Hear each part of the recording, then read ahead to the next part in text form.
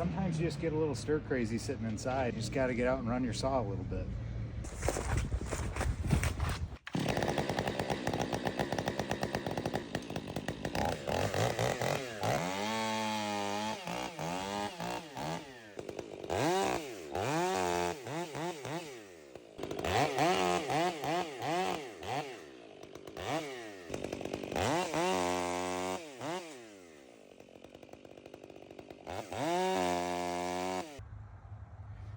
So first cuts with the old Chinesium Holes Forma bar.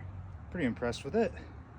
Not that these little birch logs are any kind of a test at all for a ported 500i with a West Coast Saws bark box.